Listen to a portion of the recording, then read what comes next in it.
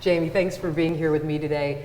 As Melissa said, I'm Chris. I'm the CEO here, but I'm also one of the curators here, and I got to curate this show, which was my director's choice. And what that means is I can do whatever I want, and it doesn't have to go through a committee or anything like that. And what it usually happens is that I fixate on something for several years before it actually comes to fruition. And when I met Jamie, and I don't even know how many years ago, it was a long time ago, Jamie invited me to her house in Wellfleet. And she said, you invite me to things here all the time, I want you to come to a cocktail party at my house. So I walked into her house and I saw a painting that I was like, who is this artist? And she's like, oh, this is my mother. And I'm like, really? And I started looking around the house, and don't ever invite me to your house because I will go to all the rooms and excuse myself and nose around because I can. And I noticed Shirley's work, and I was really taken by it. And then, we became friends and, really started talking more, and Jamie gave me some books about her mother, and I really became fascinated with Shirley's story. And so finally we were like, okay, we're gonna do this show, and it's gonna be this year. And Jamie opened up her homes to me to look, and storage, to go rummaging through a lot of the work. And Shirley's story is really interesting because she experimented and worked in a lot of different media, sculpture, painting, printmaking, and she's known for these very, very large realistic portraits which are not in this exhibition. And this is what I migrated toward. This is what really resonated with me. This is the body of work that I wanted to show. And I'm happy that when Jamie and her brother Steve came to see the show, I think there were some things that you hadn't even seen in a really long time. But I want to thank you, though, for letting me take things off your walls, because I know that that's an inconvenience for a lot of people. But I was like, no, I need this one, and I need this one, and this is hanging in your living room, and this is hanging over your, but thank you for that, because I was really pleased with how it was going to look in this space. This space is great for big, bold paintings, and a lot of people who have never come to PAAM before, it's very deceiving actually how big this space is, and when you walk in, it really punches. And one of the things that kind of made me laugh a little bit is when I was selecting the work, Max Warsh, who works for the foundation, who was an immense help, he kept saying, are you sure you don't want any more paintings? And I'm like, nope, this is exactly how many I need. And he's like, are you sure? And I'm like, yep.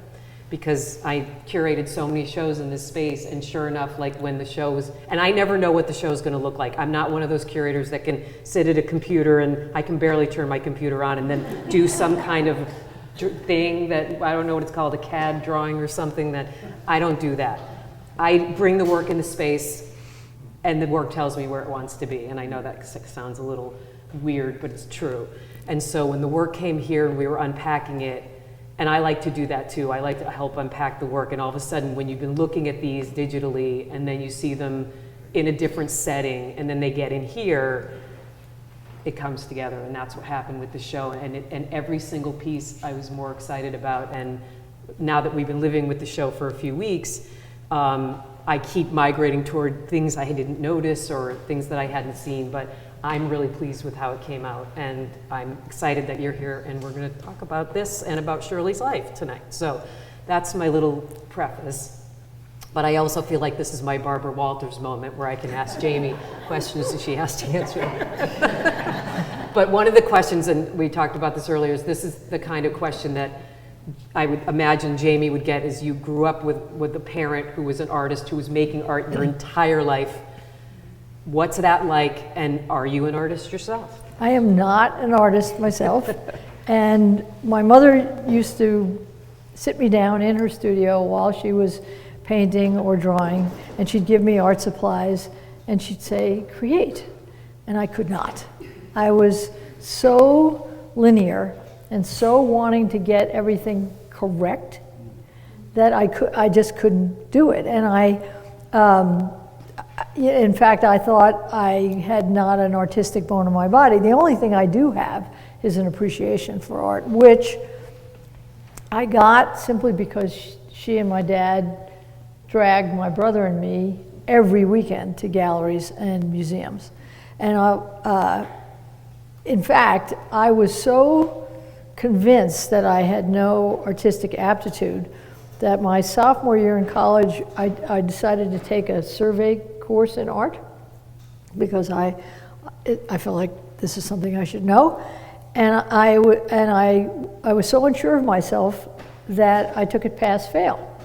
And halfway through the semester, the professor called me up and said, "Why did you take this course pass-fail?" And I explained that I was the child of an artist and I grew up feeling very insecure about my own artistic abilities, but I wanted to take the course and I didn't want to have to worry about the grade. She said, "You're getting the highest grade in my class."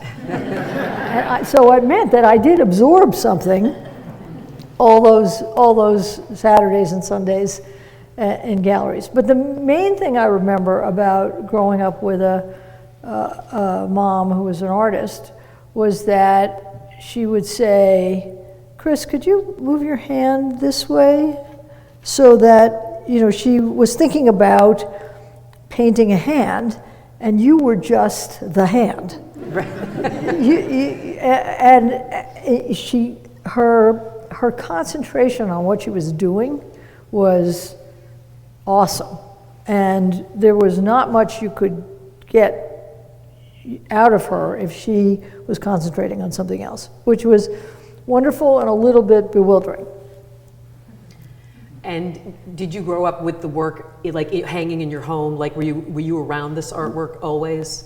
Well, she had a studio in our home and she had another studio outside the home, but she had both her own paintings and it seemed like everybody else's all around the house. I mean, I grew up surrounded by her art and everybody else's. And when I met Jamie and I learned about Shirley's work, I had never heard of Shirley before, and it seems like there was a show last year at Eric Firestone, and then there's going to be another show coming up at the National Museum of Women in the Arts. So Shirley is getting this all of a sudden 20 years after or 25 years after she's passed away, the work is really coming to the public. And how is that affecting you and your life and all of this stuff going on? Well, she did enjoy success during her life in that she showed widely. Museums, albeit not the very best museums, but museums did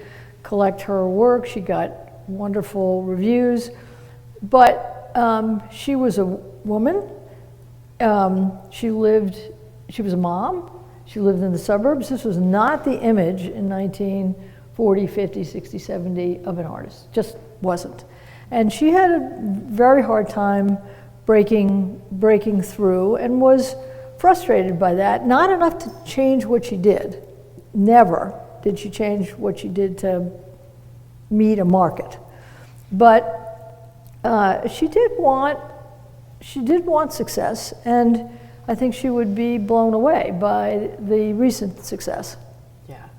Well, and that's another thing, like one of the best, I was just talking to somebody today about when I came here 24 years ago, I didn't know probably 80% of the artists that were in this collection, that we're showing here, and one of the greatest joys for me has been discovering artists that I've never heard of before, and then getting to show them and allowing the public to partake in that, because Provincetown is the oldest continuous art colony in America, and what that basically means is that the Cape Cod School of Art that was founded by Charles Hawthorne in 1899 still continues today. And the fact that artists still come to Provincetown to be inspired by the same thing that artists were inspired by over 100 years ago, that still excites me. And I think the discovery piece for me, and that will always happen no matter what. There were way more artists here than I'll ever know in my entire life, but the idea that I get to learn every day and then dig deep, and when you have somebody who has firsthand knowledge of the artist, it just helps the experience so much more, because you learn stories and anecdotal information that you would never learn from reading a book or what have you. But that's been one of the really great things for me about curating a show like this, is that one of the things that Shirley said in an interview, and this sticks with me a lot, there were a couple of things. So she came here in 1947 to study with Hans Hofmann at his school, and she said that she wasn't with him very long, but the takeaways, and this is what I think of, he told her she used too many colors. and that she started thinking about what color and space actually meant, and that her colors were too garish and that she needed to kind of reel it in. So when I'm looking at these paintings and I look at like this one, for example, what's the palette? Maybe 4 or 5 different colors, but the fact that you actually see that within the paintings, like based on an interview that she did, like those are the kinds of things that I find really fascinating. The other thing about the figure, the fact that the figures in these paintings are very abstract, and she came to a point in her career where she thought the distortion of the figure wasn't working for her anymore, so she really wanted to move in a direction where she was looking at the figure in a much more realistic light, hence painting friends and family and people that were in her everyday life. I also always amazed by, if we had some of those portraits in here and some of the other artwork, you would swear that there were 3 or 4 different artists in this exhibition, yet it's the same artist.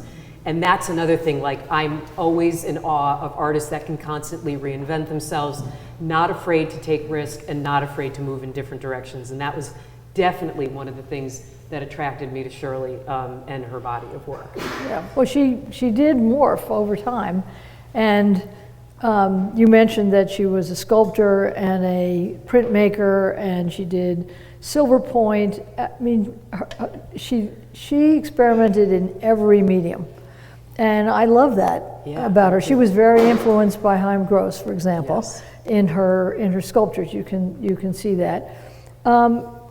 You know, it's interesting what you say about your discovery of what was in the collection, because in 1960, 62-ish, my mother gave one of that series to this museum. So she's been in this collection for a very long time. And then when you had your big anniversary celebration, we gave you a companion. That's right. But that's the one you asked for. So there is a little bit of, I'm sure, of discovery. Yes. Of discovery. You know, the Provincetown art world was just so important to my mother. We were here every summer. We lived at around, I think the number is 345 Commercial. It's there are 2 houses joined by a deck, abutting the fence that is the fence to the parking lot of the hardware store.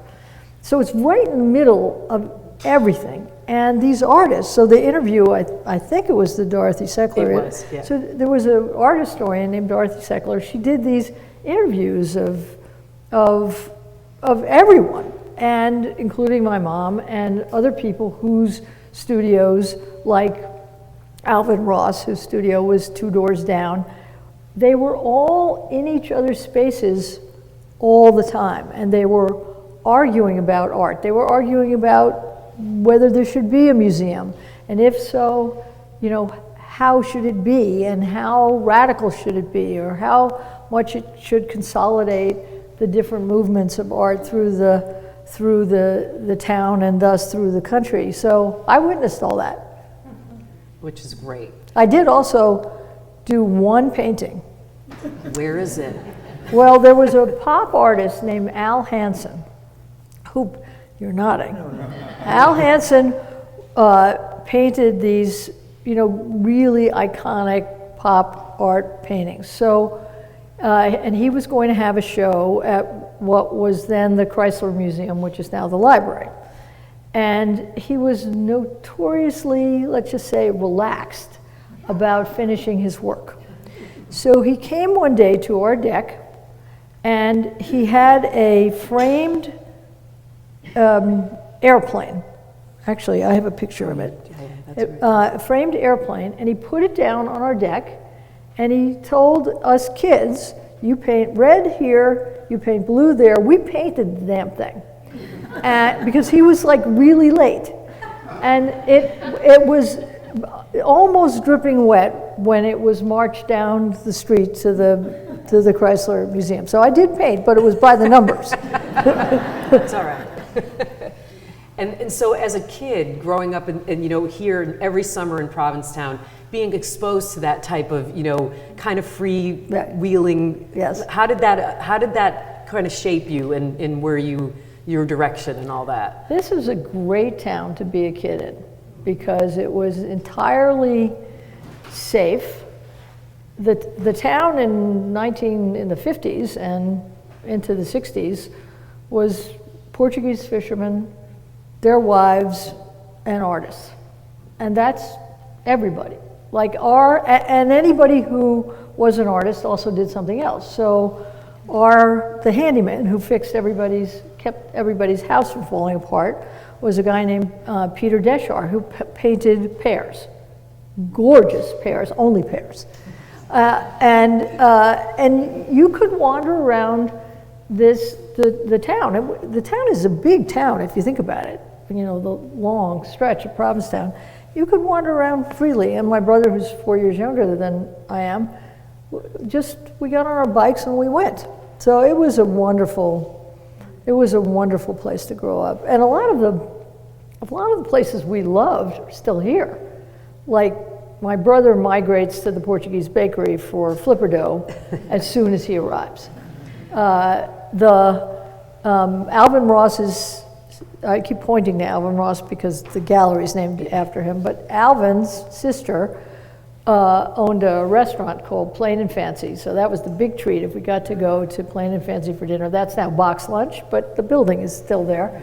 And a lot of the places that we love are still here.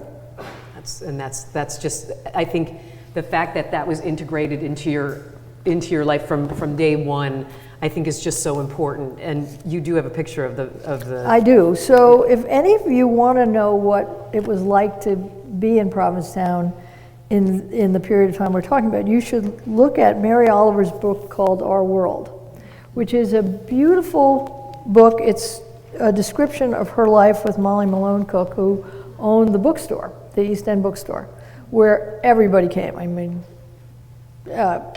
it was the center of town.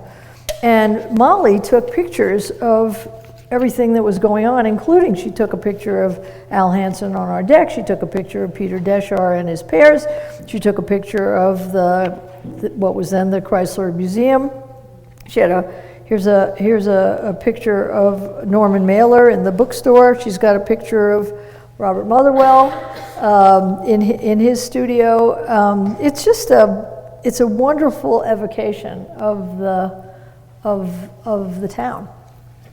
Yeah, and that's, I think, one of the best things is that people still keep making books and they keep writing and photographing because, as Nappy used to say, the way it used to was is no longer. And I think that the collection is so important here because it's the legacy of not only the artists that were here, but it's actually what the town used to look like. So if we did a show of wharves, for example, we probably have about 180 of those in the collection of different wharves painted differently at different periods of time.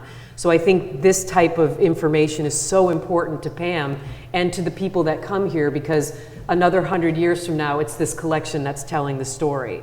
And being able to have the works from different decades and different eras, it tells this most beautiful story.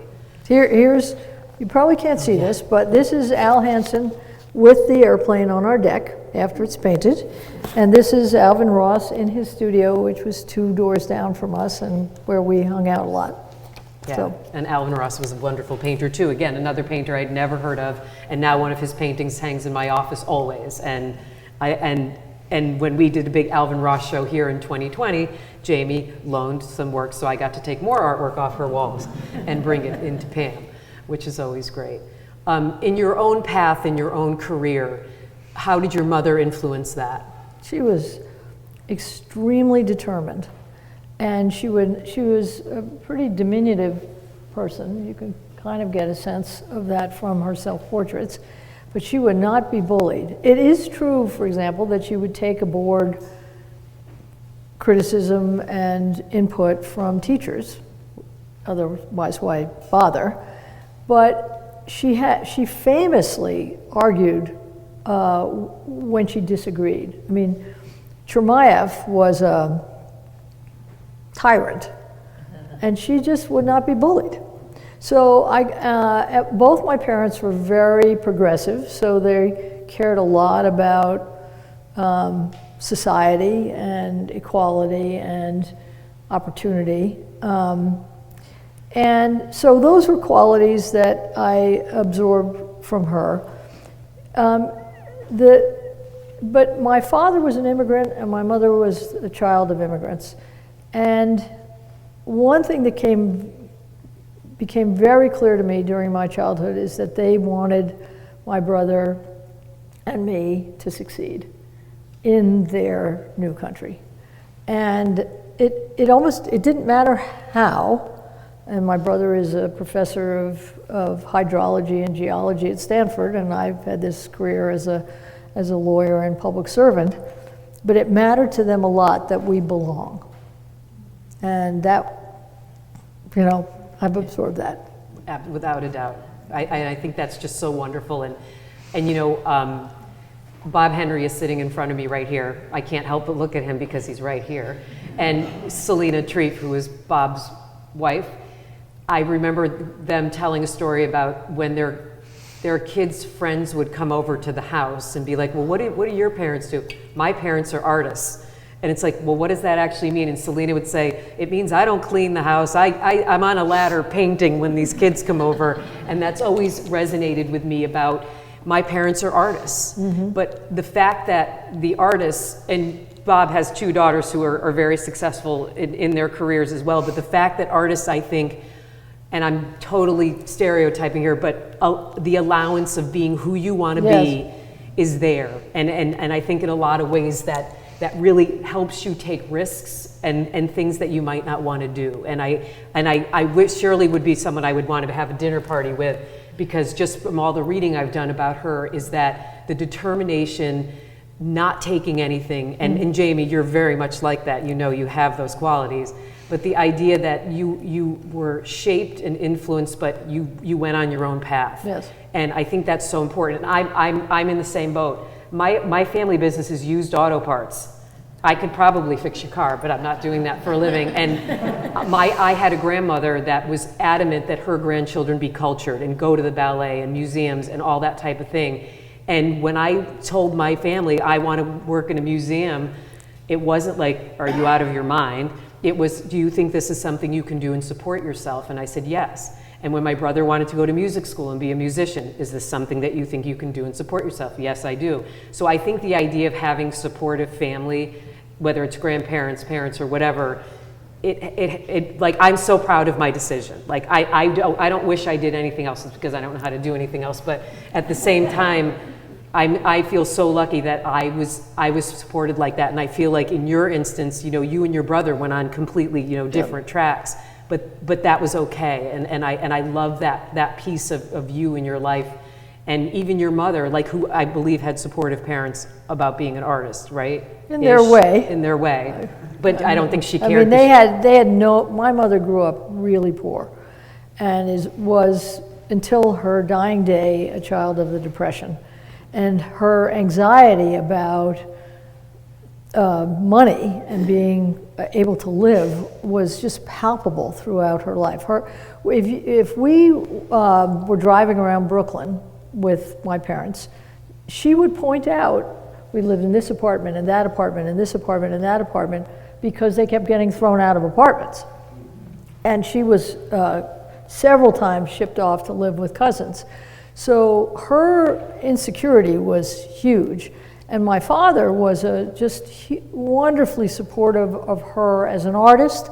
And he also, both of them were communicated to both my brother and me, you can do anything. And you should try to do anything, and we have confidence in you. They did give us every lesson known to man or womankind. I mean, piano, guitar, glockenspiel, every kind of dance. Yep. Just to see, it was like throwing spaghetti on the walls to see what we might be good at. Most of them not. Does your brother have any kind of creativity No, but he also collects. I mean, he Yes. has. Oh, yeah, for he sure. He has very interesting and deep tastes in art, and his daughter is the artist in the family. So, okay. Is she a painter? she works in photography and computers. So she creates art in a way that would be completely foreign to my mother, but which she would have loved. And so when you walked in the show, when it opened, what were your initial reactions? Oh my God. First of all, it was thank you. Oh, I'm not fishing for that, I really No, but so as Chris said, the more recent paintings have gotten a lot of attention. And in the last 2 or 3 years, many museums have acquired big, really large psychological portraits and figures that my mother painted in the last 2 decades of her life. These paintings have, I had not seen them for a very long time, other than the couple that we had in our homes, and they had not seen each other. They have not been in conversation with one another ever. I mean, my mother had shows of different periods in her life, but the conversation that is in this room never happened. That's what I like. And that's kind of what I was going for. And again, it's for me, it's really about what knocks me out. Like, I ask myself is this piece extraordinary? Like, if I'm kind of like, and I do go by my gut a lot because I looked at a lot of work. I really, really did. And I was so happy that a lot of these kind of came together. Like, I didn't say like, well, those 3 are going to go together and these 4 are going to go together. It just kind of organically happened. And I'll tell you right now that this is an interesting exercise for me because we have a big Blanche Lozelle show that's coming up at the end of August, and it's being funded by Art Bridges, which is an arm of Crystal Bridges, and they wanted me to, I was supposed to have it in last week, a mock-up of the exhibition and send it to them for their approval. This has been literally weighing on me for weeks. So I'm going to tell you, I had one of our wonderful interns here made this floor plan of the gallery next door, and I was sitting at my desk like with a pencil, and I'm like, what? It's so ridiculous. So I wrote an email to the people at Art Bridges, and I said, dear, the woman's name is Chris, I said, I just need you to know that what I'm about to send you is probably something that a 4th grader could do better because I don't curate by computer. I assure you that I know my spaces and I know how to curate, and this will be a top-notch show, but please don't ding me on what I'm about to send over to you, which is literally me writing on it in pencil, and I have the most atrocious handwriting on the planet. And Jamie, our intern, said, well, I can actually take your writing and, make that, type it in so it looks a little nicer. So I was like, okay. But honestly, I've been having huge anxiety about this because I've seen people try to do shows where they do these little mock-ups and they come in and it completely changes because it's about dialoguing between paintings and artworks. So I sent the email and I was like, oh, I can't wait, it's gonna come back like with a big red F on it or something. And she wrote back and she said, well, I don't really see anything wrong with this that should be flagged. And I was like, really? I was like, okay, but it has to go through like a whole slew of people. So I'm like, but in my mind, I'm like, I don't really care because I'm gonna end up doing what I wanna do anyways, because that's what you can do when you're curating a show. But that's been something that I get asked a lot, is like, well, how do you decide? And it's like, a lot of it is very organic, and a lot of it is what really moves me. And I'll tell you that being, like I said, we've had a lot of events in this space, and there are certain paintings that we had a string quartet in here, and the whole premise of the music that was chosen was in response to the artwork that was in the room. And I was sitting over there, and I kept looking at that little picture, the 4th one in, called Provincetown. And I was so fixated on that painting, and the depth that is achieved in that little painting is monstrous, and I couldn't stop looking at that painting. And it wasn't one of the ones that I had been like, oh my God, I'm crazy about this one, but now I'm crazy about that. And so I kind of keep switching around wherever I'm sitting to things that really just like knock me out, and I think about them and I think about them. But the painting on the wall with the pink and the blue, almost from here looks like it could be a collage. And it's not, it's paint, but the way that she applied the paint creates this amazing texture. And that's another thing that's so difficult to see when you're looking at things digitally, is scale and texture. I'm terrible with scale. Like, I know the size of paintings just because, but I'm awful with scale. And like some paintings I thought were gonna be like huge and they weren't, and that kind of thing, so I don't really pay attention to that too much. It's really about, you know, I think about like the marks, the lines that you see sort of repeated in a lot of the paintings.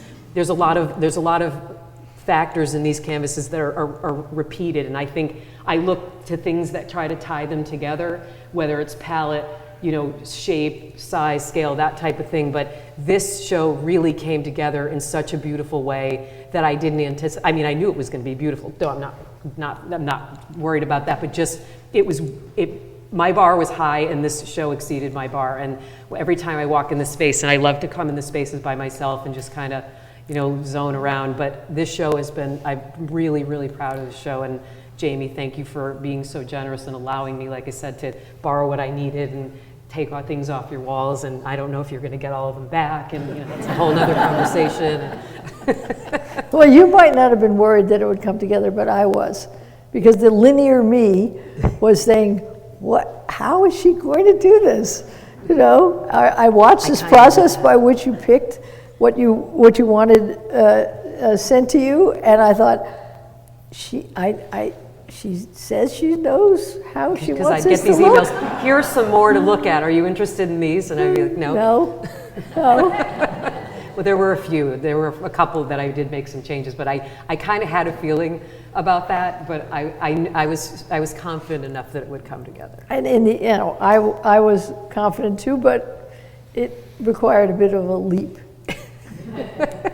See, that's good. Yes. I think what we'll do now is we'll open it up for some questions. And okay, we have one right here. Okay. Wait, I think we're going to give you a microphone, so because this is actually being live streamed. So yeah, you have to ask your question in this so everybody live streaming can hear you. Okay. Who had a question? Right over here. Yeah, right over here. Is the mic on? Yes, it is on. Can you hear me? Can you Yes, hear me now? we can. Thank you for doing this. It's just such a treat from the perspective of the child of the artist and from the curator, and it's just so great. So I have a lot of questions, so I'll see if I can just ask two.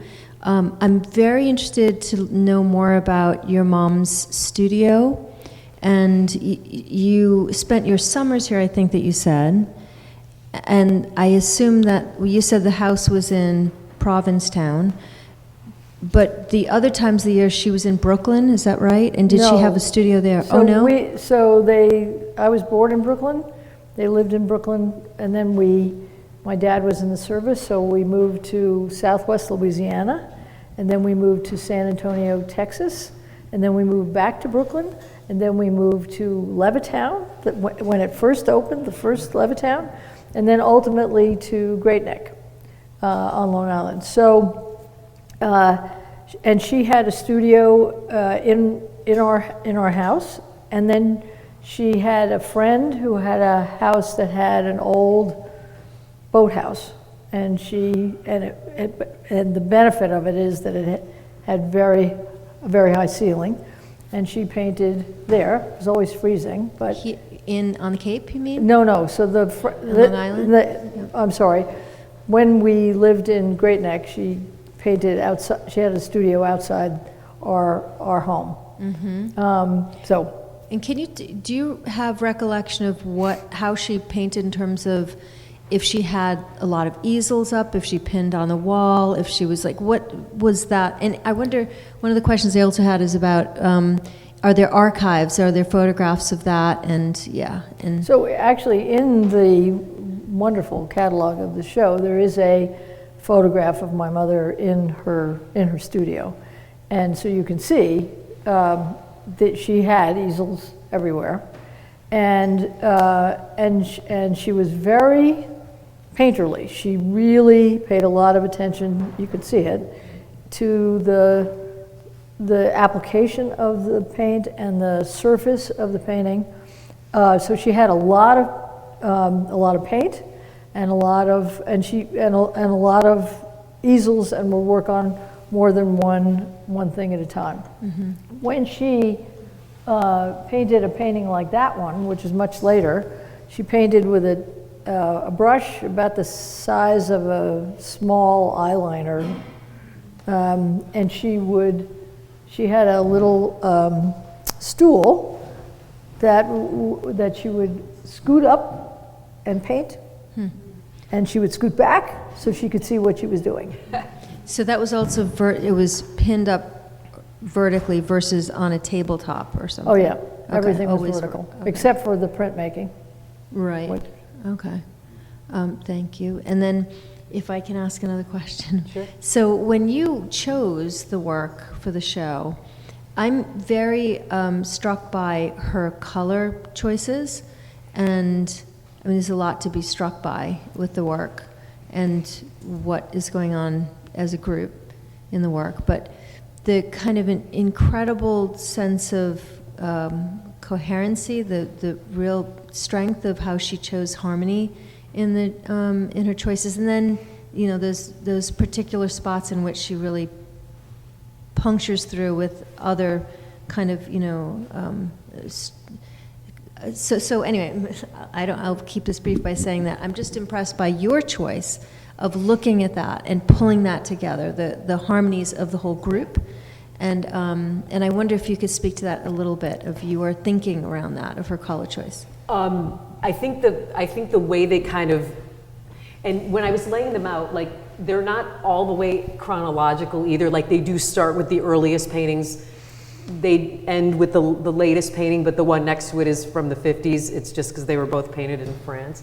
But the idea, though, is that the colors kind of came together as I was moving things, because I lay everything out and then I just move and move and move until I feel like it clicks. But I also want to make sure that, leading from one piece to the next, is the figure the common denominator, or is it the palette, or is it the scale, or is it? So again, part of it's organic, but when I was selecting the work, and like I said, I was able to see a lot of these in person before I made my final selections, I was really going for that color punch. Like, I really wanted the paintings to pop off the wall. And the fact that her colors are so bold, and the scale helps too with the big ones. But even like this, like this for me was such a painting that, like, haven't you seen the rickety old staircase in Provincetown? I mean, there aren't many left, but they're still there. Like, for me, these felt very personal, but at the same time, the depth that she's creating was something that really grabbed me. Like, this was something I migrated. The steam shovel, I don't know, I have this thing about industrial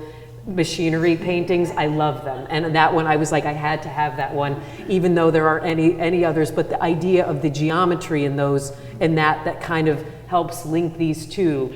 And sometimes, I know when I love a wall. Like, I think I did this one first because that's what you see first, and then I stand in every doorway, because there's 4 doorways into this gallery. What are you going to see? What are you going to see when you turn around? What's going to draw you around? And so that's really it for me. It's a lot of just moving things until I feel them click. And with these, it's almost like where the horizon line is would be, there really are kind of horizon lines in these paintings, but it's like that punch of orange that just keeps popping out in all of these, that little circle. Those are the things that I kind of look for. And what are those little tiny nuances that, like the kind of the hack lines that you see repeated as well. And so there ended up being a lot more repetition than I thought there were when I made my first selections, but I really liked the way it came together in a way that I kept experiencing new things or discovering new things when I was doing it. Shirley would have loved listening to that. Good. She is. Any other? Oh, yep, I gotcha. Come in. I'm gonna have to stand between you and the speakers so we don't get feedback. Okay. Thank you. You mentioned that she worked on multiple pieces at a time, which I find fascinating. Was that a conscious thing, or did she just get tired of something and move to something else? She often said that she wanted to give something a rest and let her thought processes kind of mellow a little bit about a painting. And so I wouldn't say she worked on multiple things at once. It was more really paying attention to one piece and then backing off a little bit and turning her attention for a while to something else. Almost like a cook in a kitchen. When some of the paintings that we see around here are clearly painted from a subject, and some of them you can see the subject, or at least I can, if I look for a little while, and I wonder, did she paint from the figure or in landscape? When we see the abstractions, was that something coming from herself, or was she painting from some visual field? Boy, I mean, she had models for as long as I can remember. I mean, you know, the abstract in the corner there, that was definitely painted from a model. The landscapes, I am not entirely sure. You know, later in life, she took a lot of photographs, so that helped. But she would, my husband Rich, who's here, used to just crack up every time we were in a car with my mother, because she would say, "Pull over, I have to look at that cloud."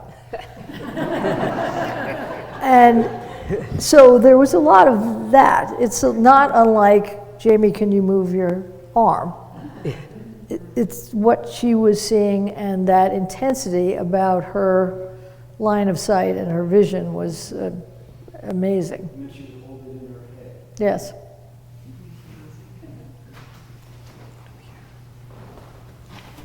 And I'm sure artists in this room can attest that you work on multiple things at the same time, correct?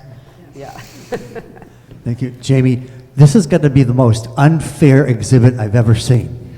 It's unfair that she can jump from several different genres and be so successful in all of them. Aw.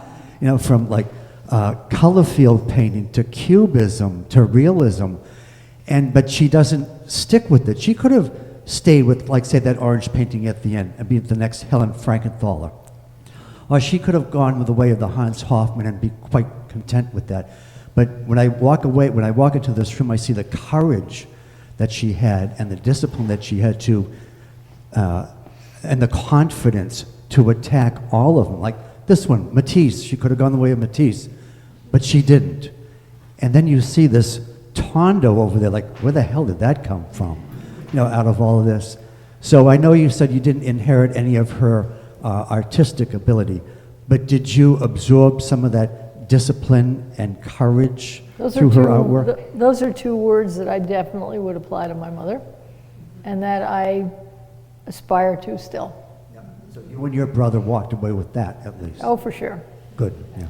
But thank you for that. Well, this show is outstanding. Thank you.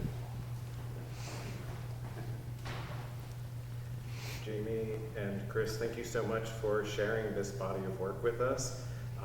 One of the great joys about PAAM is sometimes coming in and not having any familiarity with the artist and just discovering something brand new.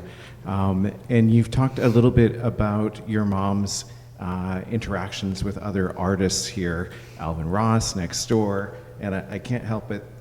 When I first saw those portraits over here, they reminded me a little bit. There seemed to be an interaction with Ross. Mm-hmm. I'm just wondering if you could tell us a little bit more about her time in Provincetown, as far as showing in galleries. Did she ever show in PAAM before? I would just be curious to hear more about that history in Provincetown. She had at least one show that I can remember in the 1960s. At what was then called the Doris Wiener Gallery. And she was part of group shows here, but not a solo exhibition. And the main way that she interacted with the art community was arguing. They argued, all of these people argued about what was coming through town, and what should they respect and what shouldn't they respect. If you want to listen to an interesting one of the Dorothy Seckler interviews, I keep coming back to Alvin because he was such a good painter and died so young.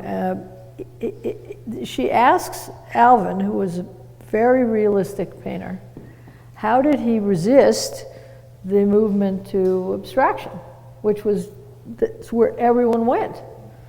And he just said, I did not think that it was disciplined enough. And I rejected it. And he just stuck with it. Well, those were the fights. They were real arguments, and many of them took place on our deck.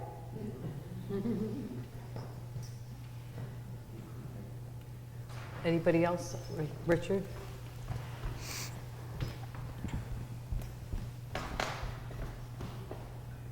Thanks so much for this show. It's wonderful. I, like so many people, was struck by an artist who I was not aware of before. And one of the things that struck me the most was her variety and how she went through different styles of work. And I was curious if, when you were around her, I know you weren't around her the whole time, her whole career of painting, but did you notice times when she was making a transition to a new type of work? Did she struggle with that? Did she talk to you about that at all? Or? She talked to me, but I didn't understand. I mean, she did. She talked about things that she was trying to do differently and why she was doing them in the way she was. And there was a period where she was influenced by Cézanne, and another period where she was influenced by Giorgione. I did not get it. I did not understand. I understood it intellectually, but I could not understand how she decided, I'm going to try something not completely different, but different. So I listened, but I don't know that I really fully understood. I did understand that she was brave. She bucked a lot of trends. If you look at these paintings, they are signed S. Gorelick. She never wanted to let on that these paintings were by a woman. She named me Jamie at a time when that was a man's name, although there were starting to be some little girls named Jamie. She had her views, and she thought deeply about things, and she argued with people, and she got to where she wanted to go.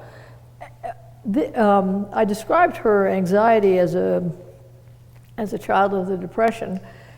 She had unbelievable anxiety before each show.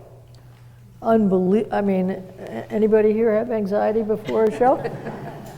Living with that watching that was so painful. You knew she was going to do it. She knew she was going to get over it. There was one time when she repainted like half a show right before it because she was dissatisfied with it. And so she was brave but not immune from the anxiety that comes with those changes and how they would be received. Anybody else? We have right over here.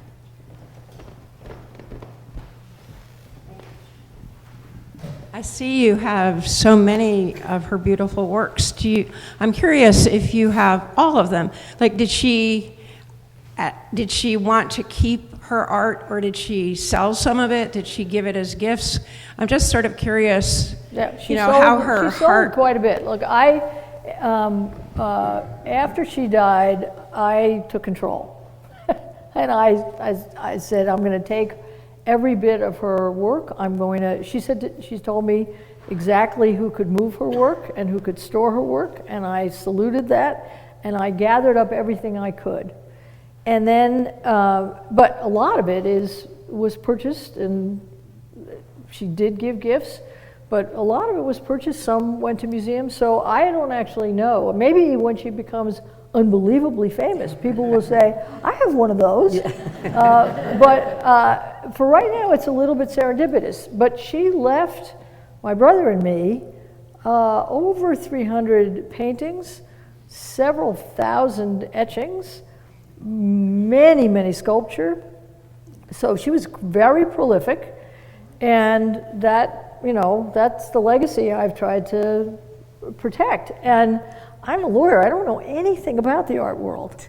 And I've had to learn this. And I've had various tutors who've said, okay, here's an archivist. And my mother kept all the reviews, she kept the brochures, she kept the announcements, but they were all jumbled up. So I've hired archivists, I hired a wonderful art photographer who did really high quality photographs of everything. I've had everything digitized. So when she started to be discovered, there's a biography of her in the shop. She was this scholar came around and said, I'd like to do a book about your mother. He was a kind of scholar of feminist art, which she wasn't really, but you know, she got included in a lot of things because she was an undiscovered woman artist, so that made her part of this group. But when he was ready to do that, I was ready to say, here it is. And it was all organized and beautiful, and he was like, oh my God. Yes. So I applied, I applied my legal skills to taking care of this legacy. And I can attest to it that they made it so easy on their end. Whatever you needed, high resolution images, you know, the information, archival information, like anything I asked for, I got it. And it was like, that is rare, let me tell you. Especially the fact that, you know, when I went to go look at the work in person, it was ready for me to see like what I wanted. It wasn't like rummaging through stacks, which I do love to do, but it was so organized and efficient that it made the process a lot easier than in a lot of instances where you're like measuring things and like where is it signed and is it the right way and you know that type of thing and you know that kind of stuff. And this was a piece of cake on that department. We have a website that has, you know, if you look for Shirley Gorelick, the website will show up and you'll see these different stages of her work. You'll see a video that was made with wonderful comments by curators and the like. So we've tried to bring the work to life so that if people are interested, they'll get sucked in. Okay, I think we have time for like maybe one more question. Anybody? Going once? Oh, what? Oh, right here. Well, I just wanted to say, having had the benefit of colleagueship with Jamie through her wonderful career, a little bit of it. Thank you, partner. It's just a gift to have you here in Provincetown and overlap. And I must say, knowing what an outstanding lawyer you are, you share her powers of observation and appreciation of human psychology, perhaps in ways that each of you didn't understand about each other. Well, thank you, Kathy. At the My time. mother was very empathetic, painfully so. She didn't like basketball, but if you watched a basketball game and she was in the room, and a player was trying to make a foul shot and missed, my mother would say, "Oh my God, he wasn't even being guarded, and he missed the shot. What would his mother think?"